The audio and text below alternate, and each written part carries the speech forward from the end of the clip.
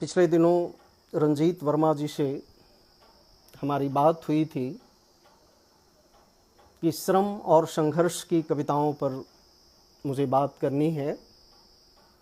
हालांकि विज्ञापन में कुछ दूसरा विषय चला गया था, लेकिन मैं अपनी बात आज श्रम के महत्व, सौंदर्य और संघर्ष की कविताओं पर करूँगा।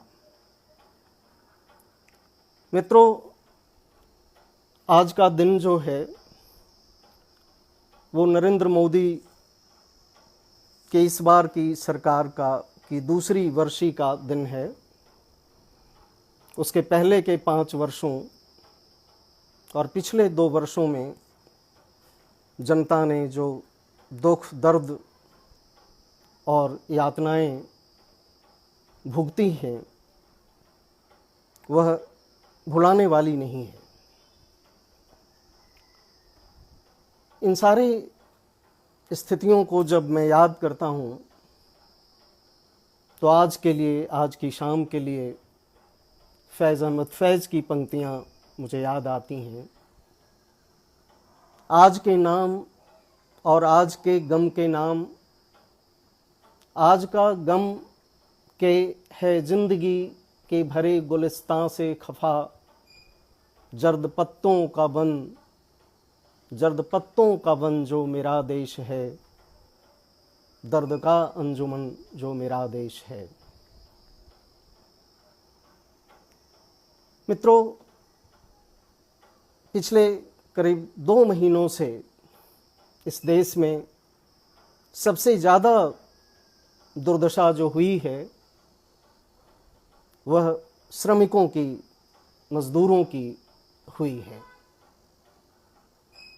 ऐसा लगता है कि रोज दुख और दर्द का एक सैलाब रोज हमारी आंखों के सामने से दुख और दर्द का एक कारवां गुजरता है। हमारे देश के श्रमिक भयावह त्रासदी के दौर से गुजर रहे हैं। पिछले नोटबंदी के दौर में भी और अभी इस कोरोना के काल में भी उनसे काम छीनते चले गए हैं और सरकारें जिस तरह से फैसले ले रही है उससे ऐसा लगता है कि मजदूर इस देश की आबादी में शामिल हैं ही नहीं। वे इस देश की आबो हवा में जैसे कहीं हों ही नहीं। यह कितनी बड़ी विडंबना की बात है कि जो मजदूर, जो श्रमिक निरंतर वर्षों से पूंजीपतियों का खजाना भरते रहे, जब उन पर बारी आई तो उनके 2 महीनों का भोजन जुटा पाना भी उनके लिए संभव नहीं हो पाया। उन्हें उनके श्रम की कीमत न देनी पड़े, इसके लिए पूंजीपतियों ने सुप्रीम कोर्ट तक की भी दौड़ लगाई। यह बहुत घृणास्पद और लज्जास्पद है। और उस पर तुर्रा ये कि हमारी सरकार आज इस महामारी के दौर को श्रमिकों के अधिकारों और श्रमिकों पर हमले के लिए एक अवसर के रूप में देख रही है, एक अवसर के रूप में उसका इस्तेमाल कर रही है। फासिस्ट सत्ता का जो सबसे बर्बर, घृणित चेहरा हो सकता है वो आज हम लोगों के सामने पूरी तरह से बेनकाब हो चुका है। जब इन वर्तमान परिस्थितियों में देश के मजदूरों को देखता हूं तो मुझे साथी वीरेन डंगवाल की कविताएं याद आ रही हैं। उधर मेरे अपने लोग बेघर, बेदाना, बेपानी, बिना काम के मेरे लोग, चिंदियों की तरह उड़े चले जा रहे हैं हर ठौर अपने देश की हवा में। फिलहाल श्रवण की सीमा से आगे, इसीलिए अश्रव्य है उनका क्षुब्ध हाहाकार। घनीभूत और सुसंगठित होनी है उनकी वेदना अभी। सुरती ठोकता हुआ कर रहा हूं मैं प्रागैतिहासिक रात के बीतने का इंतजार। मित्रों, ये श्रमिकों के लिए भयावह अंधकार का समय है। मुझे लगता है कि श्रम और श्रमिक इस दुनिया के सबसे महत्वपूर्ण लोग हैं। मनुष्य को मनुष्य बनाने में श्रम की सबसे महत्वपूर्ण भूमिका है। एंगल्स ने जो अपनी एक महत्वपूर्ण निबंध में लिखा था, वानर से नर बनने की प्रक्रिया में, कि जब मनुष्य ने पहली बार 2 पैरों पर चलना शुरू किया और उसका हाथ जब श्रम के लिए स्वतंत्र हुआ, तब से वह मनुष्य बनने की प्रक्रिया में आगे बढ़ा। एक तरफ वह अपने हाथों से श्रम कर रहा था और दूसरी तरफ जो समस्याएं थी, उसके सामने चुनौतियां थी, उसे नए तरह से सोचने विचार करने के लिए बाध्य कर रहा था। तो इसके साथ साथ, श्रम के साथ साथ उसकी बुद्धि का भी विकास हुआ, उसके ज्ञान का भी विकास हुआ। स्वाभाविक है कि आरंभ में श्रम सामूहिक श्रम था और उस सामूहिक श्रम के दौरान आपस में बातचीत की जरूरत पड़ी, आपसी संवाद की जरूरत पड़ी और उस संदर्भ में भाषा का विकास हुआ। हम सभी लोगों को मालूम है कि श्रम का अपना एक लय होता है, इसलिए शुरू में उस श्रम को आसान बनाने के लिए, उस श्रम के लय के साथ जुड़ने के लिए मनुष्य ने श्रम के साथ गीत लिखे। वे गीत आज भी कई तरह से मौजूद हैं, नाविकों के गीत के रूप में, चक्की पीसने वाली महिलाओं के गीत के रूप में, धान रोपने और धान काटने के गीत के रूप में। तो श्रम के साथ गीत का, कविता का बहुत ही महत्वपूर्ण स्थान रहा है। कार्ल मार्क्स ने कभी कहा था कि कविता मनुष्यता की भाषा है। कविता मनुष्यता की सबसे प्राचीन भाषा है। गद्य का विकास बहुत आगे चलकर हुआ, लेकिन पहले लयात्मक भाषा में ही प्रायः मनुष्य बात करता था। यह जो मनुष्य का श्रम है, वो मनुष्य होने की बुनियादी शर्त है। इस श्रम से जुड़कर ही मनुष्य मनुष्य बनता है। मैं अक्सर सोचता हूं कि मनुष्य के भीतर सबसे खूबसूरत चीज क्या है, तो जवाब वही आता है कि मनुष्य का श्रम। इस श्रम से ही वह अपने आसपास की प्रकृति को, दुनिया को बदलता है, सुंदर बनाता है, एक नई दुनिया को रचता है। इस सारी रचनाशीलता के पीछे मनुष्य का श्रम है। श्रम के महत्व के बारे में अब्राहम लिंकन का एक वाक्य मुझे याद आ रहा है कि हमने दुनिया में कभी भी ऐसी महत्वपूर्ण या उम्दा चीजें नहीं देखी, या मैंने उसका लुत्फ कभी नहीं उठाया जिसमें कोई श्रम न लगा हो। क्योंकि सभी उम्दा चीजें, सभी बेहतर चीजें श्रम के द्वारा पैदा की जाती हैं। इसलिए इसका सीधा निष्कर्ष यह है कि जिन्होंने श्रम करके चीजों को पैदा किया है वे ही उस पर हर अधिकार के हकदार हैं। मगर युगों से दुनिया में यही चला आ रहा है कि श्रम कोई और करता है और फल के बड़े हिस्से का लाभ दूसरे उठाते हैं। यह गलत है और इसे नहीं चलने देना चाहिए। हम में से निरंतर सोचने समझने पढ़ने वाले लिखने वाले लोग इसी कोशिश में लगे हैं कि इस श्रम के फल को कैसे सही व्यक्ति तक पहुंचाया जाए। श्रम का सवाल पूरे इतिहास और सभ्यता को नई दृष्टि से देखने का सवाल है।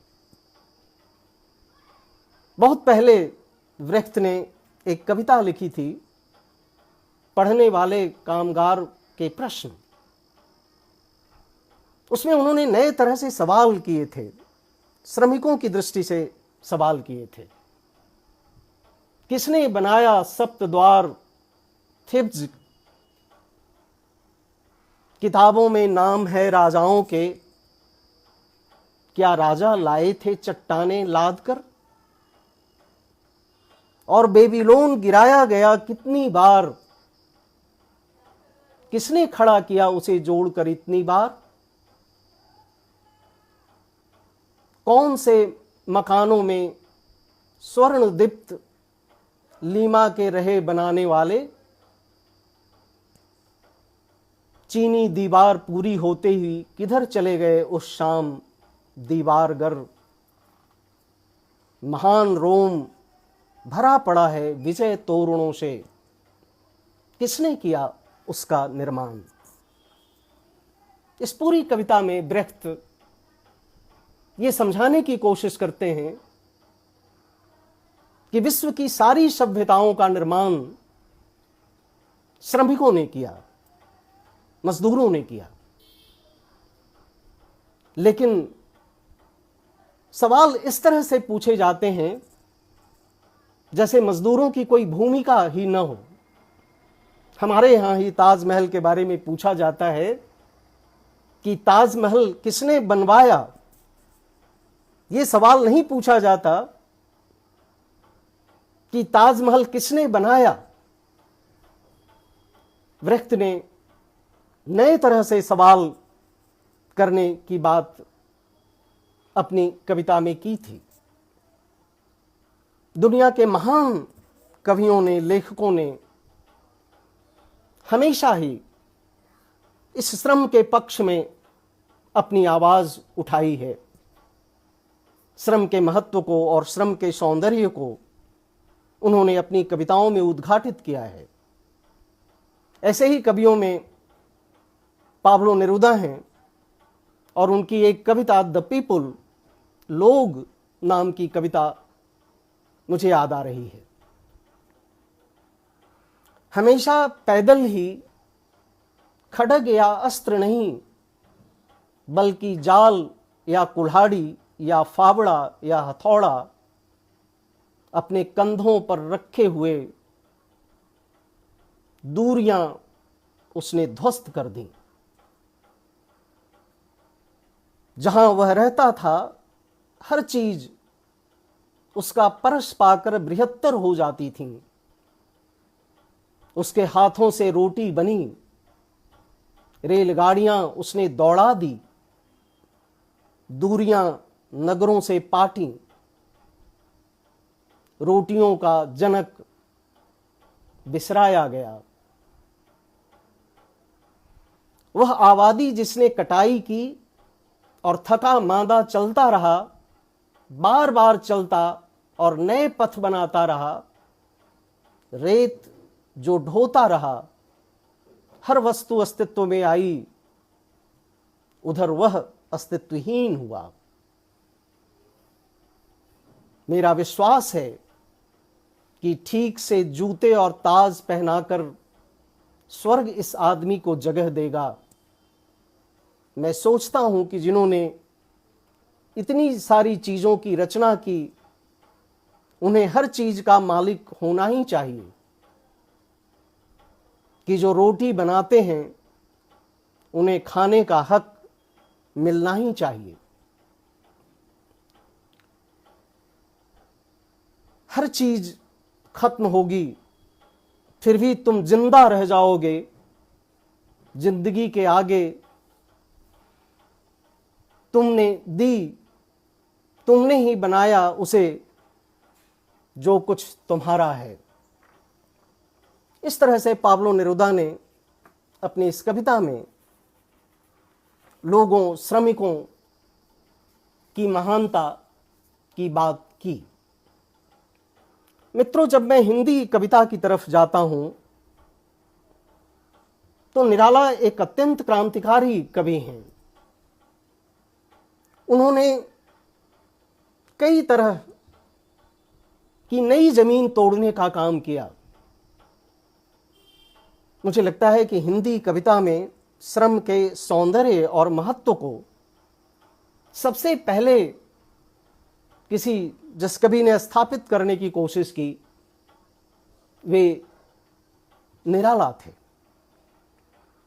मुक्तिबोध ने कभी कहा था कि जब श्रम की सुगंध उठती है तभी महकती है आत्माएं, मुक्ति तभी महकती है आत्माएं, मुक्ति खोल कर निज द्वार देखती है सब ओर। मित्रों, श्रम मनुष्य को मुक्त भी करता है, मनुष्य को निर्मल भी बनाता है। तोड़ती पत्थर कविता में पहली बार निराला ने पूरी हिंदी की रीतिकालीन कविता और उसके पूर्व की कविता स्त्रियों के शारीरिक सौंदर्य को ही उसके सुंदरता के रूप में देखती थी। लेकिन निराला ने सबसे पहले तोड़ती पत्थर शीर्षक कविता में श्रम के सौंदर्य को पहचानने की कोशिश की, और श्रम किस तरह से स्त्री को और दूसरे श्रमिकों को भी आजाद करता है, इसकी बात भी निराला ने की। वह जो पत्थर तोड़ती हुई स्त्री है, वह किसी की पत्नी नहीं है, किसी की बेटी नहीं है, किसी की बहू नहीं है, उसे किसी सहारे की जरूरत नहीं है, उसके सर के ऊपर कोई छाया नहीं है। वह चुपचाप अकेले श्रम में लीन है, और श्रम में वह जबरदस्ती नहीं, अपने पूरे भाव से, पूरी आत्मा से श्रम में निमग्न है। वह तोड़ती पत्थर देखा उसे मैंने इलाहाबाद के पथ पर, वह तोड़ती पत्थर कोई न छायादार वृक्ष वह जिसके तले बैठी हुई स्वीकार। तो कोई उसके सर के ऊपर छाया नहीं है, यह एक स्वाधीन स्त्री है। बाद में जब अपने साथ एक अनकहे संवाद की बात जब निराला करते हैं, तो वह स्त्री कहती भी है कि तुम्हारी सहानुभूति की मुझे जरूरत नहीं है, मैं जीवन का पत्थर तोड़ती हुई स्त्री हूं। इस तरह से हिंदी कविता में पहली बार श्रम की सुंदरता की कविताएं सामने आई थीं। इसके बाद नक्सलवाड़ी के दौर के बहुत ही महत्वपूर्ण कवि आलोक धनवा ने एक बहुत ही क्लासिकल कविता लिखी थी, ब्रूनो की बेटियां। हमें मालूम है कि 7वें 8वें दशक में बिहार के गांवों में जब मजदूरी को लेकर के, मिनिमम मजदूरी को लेकर के जब किसानों के संघर्ष चल रहे थे, बहुत बड़े बड़े जमींदारों के साथ, तो जमींदारों पर जुल्म ढाए जा रहे थे, उनके गांव जलाए जा रहे थे, उनके घर जलाए जा रहे थे। और उस दौर में बहुत सारे पुरुष, नौजवान गांव छोड़कर भाग जाते थे और गांव में सिर्फ स्त्रियां और बूढ़े और बच्चे रह जाते थे। लेकिन ऐसे गांवों में भी जहां सिर्फ स्त्रियां थीं, उन स्त्रियों को जलाया गया। बंदूकों के साए में उनके घरों में आग लगाई गई और कई स्त्रियों को जलाकर जिंदा मार दिया गया। उन हत्या की गई स्त्रियों की स्मृति में उस पूरी कविता में आलोक धनवा ने उन स्त्रियों की पुनर्रचना की है, उन श्रमिक स्त्रियों की। और उन्होंने श्रम को लेकर के कुछ महत्वपूर्ण सवाल उस कविता में उठाए हैं। वे इतनी सुबह काम पर आती थीं कि उनके आंचल भीग जाते थे ओस से और तुरंत डूबे चांद से। वे इतनी सुबह आती थीं, वे कहां आती थीं? वे कहां आती थीं? वे क्यों आती थीं इतनी सुबह? वे क्यों आती थीं इतनी सुबह? किस देश के लिए आती थीं इतनी सुबह? क्या वे सिर्फ मालिकों के लिए आती थीं इतनी सुबह? क्या मेरे लिए नहीं? क्या तुम्हारे लिए नहीं? क्या उनका इतनी सुबह आना सिर्फ अपने परिवार का पेट पालना था? कैसे देखते हो तुम इस श्रम को? भारतीय समुद्र में जो तेल का कुआं खोदा जा रहा है, क्या वह मेरी जिंदगी से बाहर है? क्या वे सिर्फ एक सरकारी काम है? कैसे देखते हो तुम श्रम को? मित्रों, हमारे यहां आम तौर पर श्रम को देखने की धारणा यही है कि मजदूर अपने पेट के लिए, अपने परिवार के लिए, अपनी भूख के लिए श्रम करता है। लेकिन सच्चाई यह है कि श्रमिक वस्तुतः एक नई सभ्यता, नई संस्कृति, नए समाज, नए देश, नए राष्ट्र के निर्माण के लिए कार्य करता है। उसके कार्य की भूमिका का असर वर्षों और सदियों तक होता है। लेकिन श्रम को कभी भी इस रूप में देखा नहीं जाता। हमारी निजाम, हमारी सरकारें, हमारे मध्य वर्ग के लोग, हमारे नौकरशाह जब श्रम को इस तरह से देखते तो आज देश में मजदूरों की यह स्थिति नहीं होती। प्रगतिशील कविता के दौर में केदारनाथ अग्रवाल ने श्रम के इस सौंदर्य को, किसानों के श्रम के सौंदर्य को अपनी कविता में उद्घाटित करने की कोशिश की थी कि कैसे एक बंजर जमीन को कैसे जोत कर, बोकर उसमें फसलें लहलहाने का काम किसान करता है। उसके श्रम की प्रशंसा उन्होंने की थी। उनकी एक कविता है, यह धरती है उस किसान की, यह धरती है उस किसान की जो बैलों के कंधों पर बरसात घाम में जुआ भाग्य का रख देता है। खून चाटती हुई वायु में पैनी कुसी खेत के भीतर, दूर कलेजे तक ले जाकर जोत डालता है मिट्टी को पांस डालकर, और बीज फिर बो देता है। नए वर्ष में नई फसल के ढेर अन्न का लग जाता है। यह धरती है उस किसान की जो मिट्टी का पूर्ण पारखी, जो मिट्टी के संग साथ ही तप कर, गल कर, जी कर, मर कर खपा रहा है जीवन अपना। यह जो किसान है, ये जो मजदूर हैं, खेतीहर मजदूर हैं, यही एक तरह से संपूर्ण देश को, राष्ट्र को, विश्व को भोजन मुहैया करने का काम करते हैं, खाना खिलाने का काम करते हैं। लेकिन जब उन पर संकट का वक्त आया तो आज वही मजदूर किस तरह भूखे हैं, बेहाल हैं, भूख से उनकी मौतें हो रही हैं।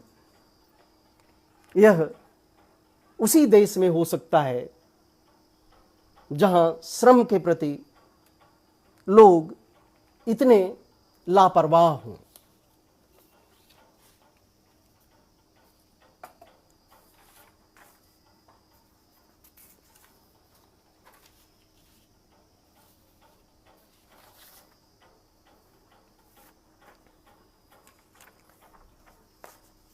आगे चलकर जब समाज में श्रम विभाजन हुआ तो बहुत सारे लोगों ने और खास करके मध्य वर्ग ने ये माना कि जो विचार है, चिंतन है, वो हमेशा विचारकों का काम है। उसके लिए अलग से एक वर्ग होगा जो विचार और चिंतन करने का काम करेगा। मानसिक श्रम दूसरे लोग करेंगे और शारीरिक श्रम दूसरे लोग करेंगे। मुक्तिबोध जैसे कवि ने इस विभाजन पर सवाल उठाया और मुक्तिबोध ने कहा कि हमेशा नए तरह के विचार नए कर्म से ही पैदा होते हैं, चाहे वे वैज्ञानिक विचार हों या दार्शनिक विचार हों या साहित्यिक विचार हों। उसमें मौलिकता तभी आती है जब वो सीधे कर्म से जुड़ा हुआ होता है। मुक्तिबोध ने कहा कि विचार करने वाले लोगों की श्रेणियां अलग नहीं होंगी, श्रम करते हुए ही नए तरह के विचार पैदा होंगे। उन्होंने कहा था, विचार आते हैं लिखते समय नहीं, बोझ ढोते वक्त पीठ पर, सिर पर उठाते समय भार, परिश्रम करते समय। चांद उगता है, पानी में झलमलाने लगता है, हृदय के पानी में विचार आते हैं, लिखते समय नहीं, पत्थर ढोते वक्त। पीठ पर उठाते वक्त बोझ, सांप मारते समय पिछवाड़े, बच्चों की नेकर फचीटते समय। इस तरह से मुक्तिबोध ने कहा कि नए तरह के विचार, नए तरह के सिद्धांत हमेशा कर्म के साथ पैदा होते हैं, तभी उसमें मौलिकता आती है। मुक्तिबोध ने कुछ श्रम के बहुत बेहतर बिंब अपनी कविताओं में व्यक्त किया है। एक बहुत ही खूबसूरत बिंब अंधेरे में का बिंब है जो मैं कभी भी नहीं भूल पाता। वो जितना खूबसूरत बिंब है उतना ही महत्वपूर्ण, क्योंकि जो श्रमिक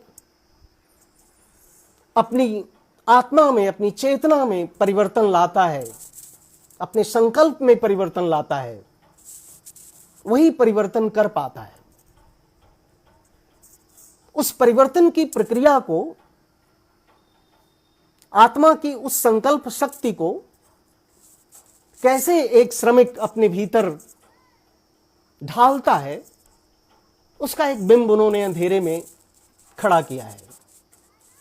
किसी एक बलवान तम श्याम लुहार ने बनाया कंडों का बर्तुल ज्वलंत मंडल, स्वर्णिम कमलों की पंखुड़ियां जैसी ज्वालाएं उठती हैं उससे, और उस गोल गोल ज्वलंत रेखा में रखा लोहे का चक्का, चिनगियां स्वर्णिम नीली नीली व लाल लाल फूलों से खिलती। कुछ बलवान जन सांवले मुख के चढ़ा रहे हैं लकड़ी के चक्के पर जबरन। लाल लाल लोहे की गोल गोल पट्टी, घन मार घन मार। इस तरह वह श्रमिक जो अपनी भीतर इस तरह की संकल्प शक्ति पैदा करता है, वही समाज को, दुनिया को, संसार को बदल पाता है। श्रमिकों का यह जो वैभव है, श्रमिकों का यह जो सौंदर्य है, ये कभी भी मिटने वाला नहीं है, यह शाश्वत है। यह पहले भी था, अभी भी है, और इस श्रम की गरिमा हमेशा कायम रहेगी। ब्रूनो की बेटियां में ही आलोक धनवा ने इस श्रम की गरिमा को इस तरह से स्थापित की थी कि पागल तलवारें नहीं थी उनकी राहें, उनकी आबादी मिट नहीं गई राजाओं की तरह। पागल हाथियों और अंधी तोपों के मालिक जीते जी फासिल बन गए, लेकिन लकड़ी का हल चलाने वाले चल रहे हैं।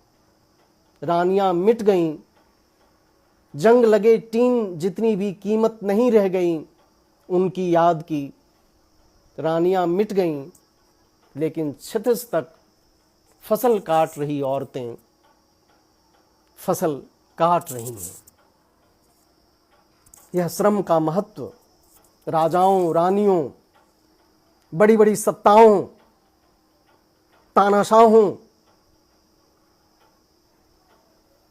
की सत्ताएं किसी न किसी दिन मिट जाती हैं, लेकिन इस श्रम की सत्ता हमेशा कायम रहती है और रहेगी। मित्रों, अब सवाल एक यह उठता है कि आखिर इतने सुंदर श्रम से युक्त श्रमिक, दुनिया सभ्यता को निर्मित करने वाला श्रमिक, आखिर उसे संघर्ष की जरूरत क्यों पड़ती है? उसे संघर्ष की जरूरत इसलिए पड़ती है क्योंकि वो जो श्रम करता है उसके श्रम पर उसका अधिकार नहीं होता। वो पूरी दुनिया का पेट भरता है और वह भूखा रहता है। यह जो श्रमिक की भूख है, उसका शोषण है, उसका दमन है, यही उसे संघर्ष की तरफ लेकर जाता है। नाजिम हिकमत ने कभी अपनी एक कविता में कहा था, उनकी कविता का शीर्षक है तुम्हारे हाथ और उनके झूठ। दुनिया गाय बैल के सींगों पर नहीं टिकी है, दुनिया को ढोते हैं तुम्हारे हाथ। मेरे हम ख्यालों, वो मेरे हम ख्यालों, वे तुम्हें खाने को झूठ देते हैं जबकि तुम भूख से छटपटा रहे हो, जबकि तुम्हें रोटी और गोश्त की जरूरत है। दरख्त फलों से लदे हुए हैं और तुम फकत एक बार सफेद मेज पोश से सजी टेबल पर खाने की हसरत लिए हुए दुनिया से कूच कर जाते हो। वे श्रमिक जो अन्न उपजाते हैं और भारत का जो अन्नगार है आज भरा हुआ है अनाजों से, और वह श्रमिक जब भूखा रहता है, यात्राएं करते हुए जब भूख से मरता है, तब उसे संघर्ष के लिए बाध्य होना पड़ता है। उसके श्रम पर, अपने श्रम पर अधिकार के लिए वह संघर्ष करने के लिए बाध्य होता है।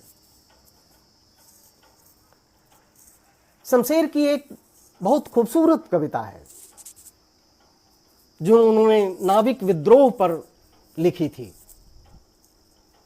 उसमें भी करीब करीब वही बात उन्होंने कही थी कि जो श्रमिक है वह भूखा रहता है, और जब वह भूखा रहता है तब दुनिया में इनकलाब आते हैं। 1946 में लिखी गई कविता थी यह, नाविक विद्रोहियों पर। शमशेर को प्रायः सौंदर्य का कवि माना जाता है, लेकिन वे उतने ही क्रांतिकारी संघर्ष के कवि भी हैं।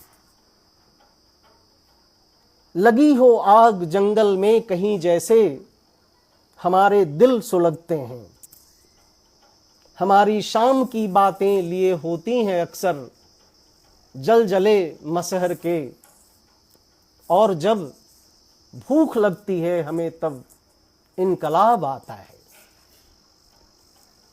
हम नंगे बदन रहते हैं झुलसे घोंसलों से, बादलों सा शोर तूफानों का उठता है, डिवीजन के डिवीजन मार्च करते हैं, नए बम्बार हमको ढूंढते फिरते हैं। सरकारें पलटती हैं जहां हम दर्द से करवट बदलते हैं, हमारे अपने नेता भूल जाते हैं हमें जब भूल जाता है जमाना भी उन्हें, हम भूल जाते हैं उन्हें खुद, और तब इनकलाब आता है उनके दौर को गुम करने। मित्रों, इसी श्रम और संघर्ष के संबंधों पर सबसे बेहतर कविता नक्सलवाड़ी के दौर के सबसे महत्वपूर्ण कवि गोरख पांडे के यहां मुझे दिखाई पड़ती है। मित्रों, मैं जिस कविता का जिक्र कर रहा हूं वह स्वर्ग से विदाई है। इस कविता का पहला पाठक होने का मुझे अवसर मिला था, यह मेरा सौभाग्य है। और यह कविता वो हंस में छपने के लिए देने जा रहे थे, तब वो कविता मुझे उन्होंने बस में बैठे बैठे सुनाई थी। वो हंस में कविता छप नहीं पाई थी। बाद में पता चला कि राजेंद्र यादव उस कविता को ढूंढ रहे थे उनके निधन के बाद। स्वर्ग से विदाई इसी श्रम और श्रमिक कैसे संघर्ष की तरफ जाता है, उस कविता में पूरा एक आख्यान उन्होंने उसमें रचा है, जिसमें एक श्रमिक घर को बनाता है, सारी सुख सुविधाएं मुहैया करवाता है, सारा स्वर्ग उसके लिए रचता है, और बाद में उसे कहा जाता है कि तुमने सारी चीजें हमारे लिए तैयार कर दी, अब तुम यहां से चले जाओ, अब इस स्वर्ग से तुम्हें विदा हो जाना चाहिए। लेकिन उस कविता में वो कहते हैं कि कहीं ना कहीं मालिक को लगता है कि कहीं इसका मन तो नहीं बदल रहा है, और गोरख पांडे के शब्दों में मजदूरों को संबोधित करता हुआ मालिक की तरफ से आवाज आती है कि आपको मोह हो गया है, इसे छोड़कर जाने में दुख हो रहा है, ऐसा हो सकता है, मगर इसका मतलब यह तो नहीं कि आप जो कुछ भी अपने हाथों से बनाएंगे वह सब आपका हो जाएगा। इस तरह तो यह सारी दुनिया ही आपकी होती, फिर हम मालिक लोग कहां जाते। याद रखिए, मालिक मालिक होता है, मजदूर मजदूर। आपको काम करना है, हमें उसका फल भोगना है। आपको स्वर्ग बनाना है, हमें उसमें विहार करना है। हम कुचल देंगे अपने हाथों गढ़े इस स्वर्ग में रहने की आपकी इच्छा कुचल देंगे। इस तरह एक श्रमिक की बनाई हुई दुनिया, बनाए हुए संसार से जब उसे बेदखल किया जाता है, तब उसे संघर्ष करने की जरूरत पड़ती है। मित्रों, पिछले दौर में जितने आज हम श्रमिकों की देश में दुर्दशा देख रहे हैं, ये सारे श्रमिक विस्थापित श्रमिक हैं। हमारे देश में बहुत सुनियोजित ढंग से कृषि को, किसान को बर्बाद किया गया, गांव के सौंदर्य को नष्ट किया गया, गांव में काम के अवसर समाप्त हुए, और गांव छोड़कर किसान और किसान का बेटा शहरों में मजदूर बनने के लिए आया, आज वही किसान का बेटा, विस्थापित किसान, आज पुनः अपनी गांवों की ओर लौट रहा है। विनोद कुमार शुक्ल की एक बहुत महत्वपूर्ण कविता है, रायपुर बिलासपुर संभाग। इस कविता में विनोद जी ने इसी तरह ट्रेन से अपने सारे साजो सामान लेकर विस्थापित होते हुए मजदूरों को जाते हुए उन्होंने बहुत गहरी पीड़ा से वो कविता लिखी थी। अभी अभी जैसा कि हम लोगों ने टेलीविजन के पर्दे पर देखा कि एक छत्तीसगढ़ का मजदूर उत्तर प्रदेश से साइकिल से हजारों किलोमीटर की यात्रा करने का जज्बा लेकर अपनी पत्नी और बच्चे के साथ आ रहा था। साइकिल की टक्कर मारी गई और उसकी मौत हो गई, पति और पत्नी की, और बच्चे जीवित थे। तो इन विस्थापित मजदूरों की पीड़ा पर विनोद कुमार शुक्ल जी ने रायपुर बिलासपुर संभाग में उस पीड़ा को अभिव्यक्त करने की कोशिश की थी। मेहनत के आगे भूख का खतरा हर हमेशा, कांप गए पैर, अरे रोको मत जाने दो। मजबूर विस्थापित मजदूरों को कहां गया लाल झंडा, लाल बत्ती, गाड़ी रोकने को क्यों नहीं आ जाता सामने सूर्योदय लाल सिग्नल सा। खींच से उनमें से कोई जंजीर खतरे की, या पहुंचे कोई इंजन तक, कब्जा ले गाड़ी के आगे बढ़ने पर, पलटा दे गाड़ी की दिशा। कूदे सब खिड़की दरवाजे से डिब्बे की, लौटें लेकर फैसले का विचार लश्कर, छोड़ दें पीछे मोह कचरे की गृहस्थी का। टट्टा कमचल बासी बटकी हंडी भी, पर भूल न जाएं ढिबरी कंदिल, जरूरत अंधेरे में रास्ता ठीक देखने की। विनोद जी ने इस कविता में विचार के महत्व को पहचाना है कि वह विचार ही है जो श्रमिक को परिवर्तन की तरफ लेकर जाता है। इसलिए उन्होंने कहा कि सब कुछ छोड़ दो, लेकिन ढिबरी और कंदिल को मत छोड़ो, इस रोशनी, विचारों की रोशनी को मत छोड़ो, यही तुम्हें आगे ले जाने का काम करेंगे। मित्रों, इसके बाद कई सारी ऐसी कविताएं हैं। केदारनाथ अग्रवाल मुझे लगता है कि श्रम के सौंदर्य के सबसे बड़े कवि और सबसे महत्वपूर्ण कवि हिंदी के हैं, और उन्होंने कई कविताएं ऐसी लिखी हैं जिसमें श्रम की इस क्रांतिकारी चेतना को, उसके भीतर की आग को, उसके भीतर बदलाव की आकांक्षा को कई कविताओं में उन्होंने अभिव्यक्त की है। मैंने उसको जब जब देखा लोहा देखा, लोहा जैसा तपते देखा, गलते देखा, ढलते देखा। मैंने उसको गोली जैसा चलते देखा। मजदूर, श्रमिक इतने कमजोर नहीं होते। जब वे अपनी चेतना और विचारों से लैस होते हैं तो वही बड़ी बड़ी सत्ताओं के लिए खतरे बन जाते हैं।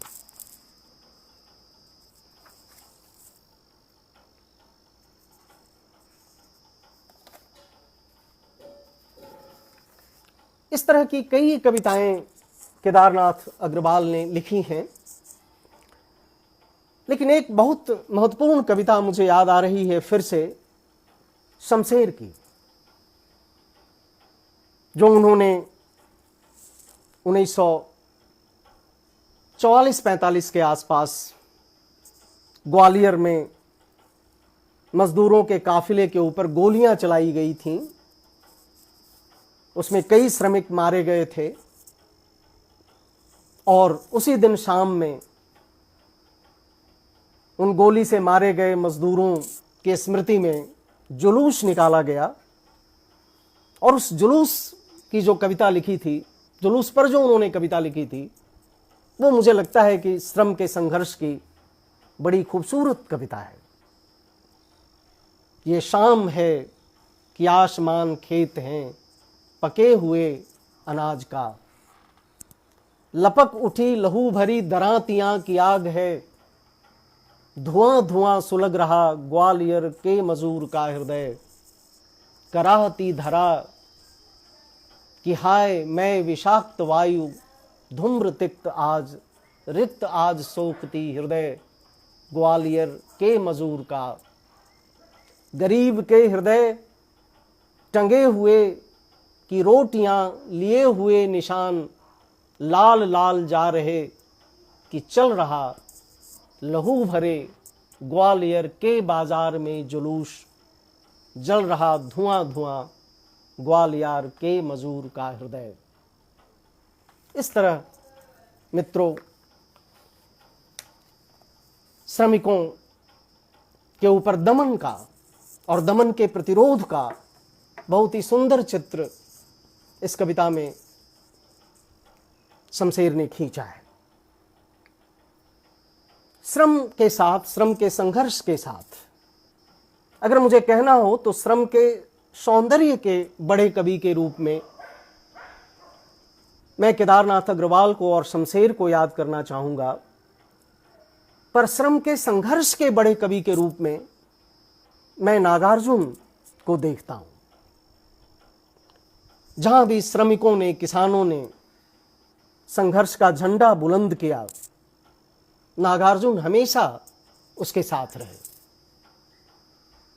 सबसे पहला जो तेलंगाना का संघर्ष था मजदूरों और किसानों का, जहां मजदूरों ने 10,000 गांवों पर कब्जे कर लिए थे और निजाम की सत्ता को बदलने की वैकल्पिक व्यवस्था भी साथ साथ उन्होंने की थी, उस भूमिगत संघर्ष का चित्रण वह कौन था शीर्षक कविता में नागार्जुन ने किया था। लाल भवानी जैसी कविता भी उन्होंने इसी किसान संघर्ष के ऊपर, मजदूर संघर्ष के ऊपर लिखा था। ले रहे अंगड़ाइयां लो उठ गए हैं, दंड पानी त्रिशूलधारी चक्रधर, हलदर गदाधर, छीन लाए हैं पुलिस से दुनाली बंदूक, अपने आप सीखेंगे चलाना, अहिंसा का खोल ओढ़े हिंसकों का होश होगा ठीक, पुलिस में भगदड़ मचेगी। तुरंत आजाद हुए देश, कहा गया कि गांधी जी ने अहिंसा से आजादी दिलाई, लेकिन नेहरू की फौज ने सबसे पहले उस तेलंगाना के आंदोलन को कुचलने का काम किया। इसलिए नागार्जुन यहां याद करते हैं कि अहिंसा का खोल ओढ़े हिंसकों का होश ठीक करने का काम ये करेंगे। इसके बाद मुक्तिबोध के यहां भी श्रम के संघर्ष के बहुत ही बेहतर और खूबसूरत चित्र हैं। जिस अंधेरे में को नामवर जी ने अस्मिता की तलाश की कविता कहा था, लेकिन वह वस्तुतः मध्यवर्गीय व्यक्तित्व के रूपांतरण, क्रांतिकारी रूपांतरण की कविता है। और क्रांति का जिस तरह से स्वप्न रचा है मुक्तिबोध ने उस कविता में, मुझे लगता है कि श्रम के संघर्ष का वह बहुत खूबसूरत चित्र है, वो जन क्रांति का खूबसूरत चित्र है। बहुत सारे कलावादी, रूपवादी समीक्षक जब मुक्तिबोध पर बात करते हैं तो उस कविता के क्रांति के स्वप्न के बारे में चुप्पी साध लेते हैं, लेकिन उस जन क्रांति का बहुत ही बेहतर बिंब मुक्तिबोध ने अंधेरे में कविता में खींचा था। कैसे उस क्रांति के आवेश से पूरा का पूरा परिवेश आवेष्टित है, इसका चित्रण उन्होंने किया। घूम उठे खंभे भयानक बेग से चल पड़े हवा में, दद्दा का सोंटा भी करता है दांव पेंच, गगन में नाच रही कक्का की लाठी, यहाँ तक कि बच्चे की पेमें भी उड़ती, तेजी से लहराती घूमती मुन्ने की सलेट पट्टी, एक एक वस्तु एक एक प्राणाग्नि बम है, ये परमास्त्र हैं, प्रक्षेपास्त्र हैं, यम है। बहुत सारे आलोचकों ने, जिसमें हमारे गुरु रहे आलोचक नंद किशोर नवल भी हैं, जिन्होंने नक्सलवाड़ी के दौर से जुड़ी कविताओं पर आरोप लगाया था कि इसमें हमेशा गोली बारूद की आवाज़ सुनाई पड़ती है। लेकिन मुक्तिबोध की इस कविता में परमास्त्र भी है, प्रक्षेपास्त्र भी है, सब कुछ है, प्राणाग्नि बम भी है। तो मुझे लगता है कि नक्सलवाड़ी की क्रांतिकारी चेतना और नक्सलवाड़ी के दौर में आई हुई हिंदी कविता एक तरह से हिंदी कविता की निरंतरता में है। धीरे धीरे उसकी चेतना उस दिशा में विकसित होती हुई दिखाई पड़ रही थी मुक्तिबोध की कविताओं में भी। खास करके मुक्तिबोध की कविता जब भूल गलती मैं पढ़ता हूं तो ऐसे लगता है कि जैसे नक्सलवाड़ी के आसन क्रांति को का कहीं न कहीं क्रांति का उन्हें आभास हो रहा था। महसूस होता है कि वह बेनाम बेमालूम दर्रों के इलाकों में, सच्चाई के सुनहले तेज अक्सों के धुंधलके में मुहैया कर रहा लश्कर, हमारी हार का बदला चुकाने आएगा, संकल्प धर्मा चेतना का रक्त प्लावित स्वर, हमारे ही हृदय का गुप्त स्वर्णाक्षर प्रकट होकर विकट हो जाएगा। एक भविष्य की संभाव्य चेतना इस कविता में दिखाई पड़ती है और ऐसा लगता है कि जैसे आने वाले नक्सलवाड़ी की आहट मुक्तिबोध कहीं न कहीं इस कविता में महसूस कर रहे थे। और जब ये आंदोलन उभर करके आया तो जैसा कि नागार्जुन, अक्सर कहा जाता है कि नक्सलवाड़ी का आंदोलन प्रायः जंगलों में, पहाड़ों में, उस तरह के इलाकों में ज़्यादा सफल हुआ, लेकिन बिहार में गंगा के मैदानों में, मैदानी इलाकों में संघर्ष को वर्षों तक लोगों ने चलाया, सफल संघर्ष को चलाया। उसी भोजपुर के संघर्ष पर नागार्जुन ने बड़ी प्रसिद्ध कविता लिखी थी, भोजपुर। और उस क्रांति का जिस तरह से स्वागत किया था उन्होंने, वह बहुत ही महत्वपूर्ण है। सबसे बड़ी बात है कि इन क्रांतिकारियों को उन्होंने स्वाधीनता आंदोलन की क्रांतिकारियों की परंपरा से जोड़कर देखा था। यह इस कविता की सबसे बड़ी विशिष्टता है। यही धुआं मैं ढूंढ रहा था, यही आग मैं खोज रहा था, यही गंध थी मुझे चाहिए, बारूदी छर्रे की खुशबू, यही अहिंसा की समाधि है, यहाँ कब्र है पार्लियामेंट की, भगत सिंह ने नया नया अवतार लिया है, अरे यहीं पर जन्म ले रहे आजाद चंद्रशेखर भैया भी, यहीं कहीं बैकुंठ शुक्ल हैं, यहीं कहीं बाधा जतीन है, यहीं अहिंसा की समाधि है, एकक का सिर सूंघ चुका हूं, एकक दिल छूकर देखा, इन सब में वही आग है, ऊर्जा वो ही। ये नागार्जुन की सबसे बड़ी खासियत थी कि उन्होंने स्वाधीनता आंदोलन की क्रांतिकारी परंपरा से जोड़कर इस आंदोलन को देखा। मित्रों, आगे चल करके इस आंदोलन का इमरजेंसी के दौर में व्यापक दमन किया गया।